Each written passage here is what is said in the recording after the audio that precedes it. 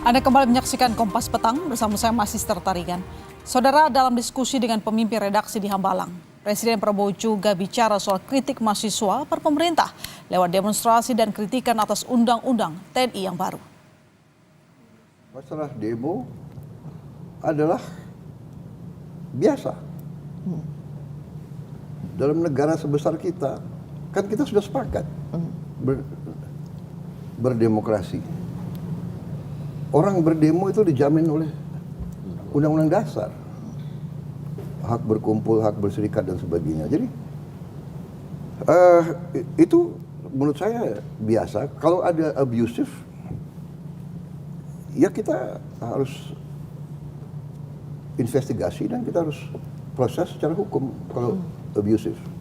Tapi Mbak Uni harus tahu. Coba perhatikan secara objektif ya, kita jujur ya.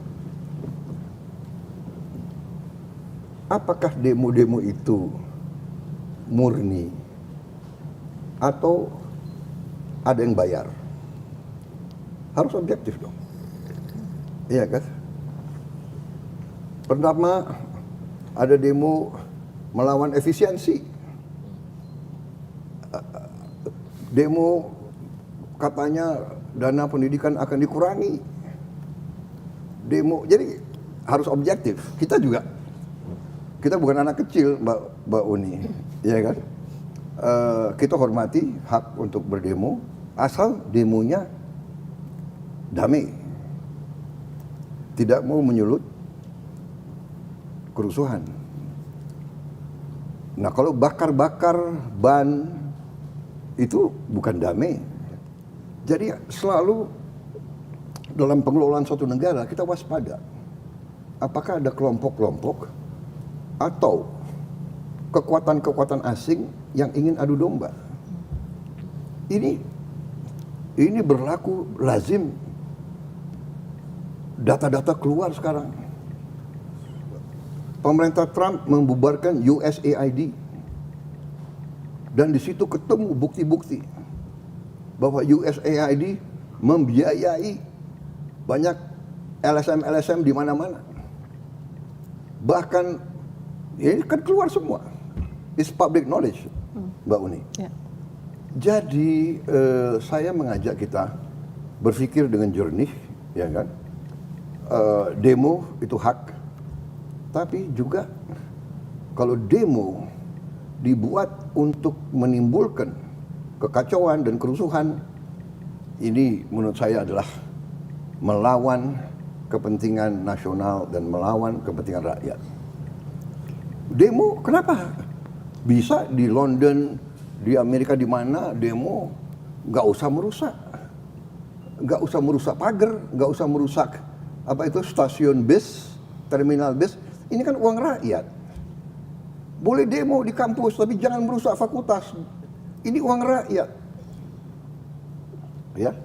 Jadi dan Mbak Uni perhatikan nggak, petugas-petugas polisi kita sekarang tidak bersenjata, ya. Jadi masalah abusive oke, catat. Tapi dalam Mbak Uni sendiri mengatakan berapa ratus demonstrasi, berapa kasus abusive. Ya, jadi saya paham dan saya tahu setiap institusi ada yang tidak beres, ya, organisasi yang besar, ya kan, pasti ada yang namanya manusia, namanya kadang-kadang anak muda, emosi, panas dan sebagainya. Tapi tidak ada niat dari pemerintah untuk menekan, untuk nggak ada. Untuk apa? Kita mau kerja untuk rakyat. Soal kenapa kok RUU TNI ini begitu dipercepat? RUU TNI dipercepat karena kita mengalami suatu fenomena dalam beberapa tahun itu, ya. Panglima TNI 1 tahun ganti, Kasat 1 tahun ganti, karena usianya habis.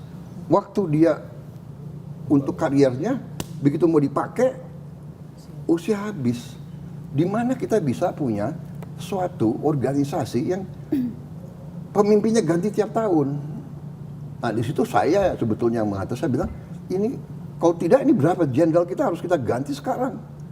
Jadi saya mohon kalau bisa, inti daripada RUU TNI ini sebetulnya hanya memperpanjang usia pensiun beberapa perwira tinggi. Gak ada niat TNI mau difungsi lagi, come on, ya kan?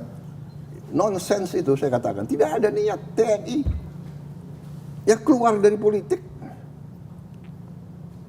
Coba buka sejarah, di mana TNI keluar dari politik dalam sekian puluh tahun berapa? Ya waktu kejadian disfungsi ABRI itu, ya memang Bung Karno yang ajak ABRI masuk karena kondisi Indonesia diserang, diganggu, PRI Permesta, DITI, RMS. Akhirnya Presiden waktu itu Bung Karno mengatakan darurat perang. Kita jangan lihat kondisi sekarang, kita lihat kondisi tahun 50-an itu. Iya kan? Saya masih ingat, saya masih anak kecil. Dari Jakarta mau ke Puncak lewat Bogor, dihentikan di tengah jalan. Jalan ke Puncak itu DI rambut gondrong di pinggir jalan. Dihentikan. Ya mereka minta makan, minta ini. Jadi kondisi zaman berbeda-beda. Ya.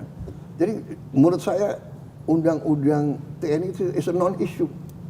Tidak ada niat. Semua pejabat tentara yang akan masuk jabatan-jabatan sipil pensiun dini. Hanya ada beberapa lembaga yang memang diizinkan. 14 itu. Intelligence, bencana alam, Basarnas, dari dulu kan ini hanya mengformalkan.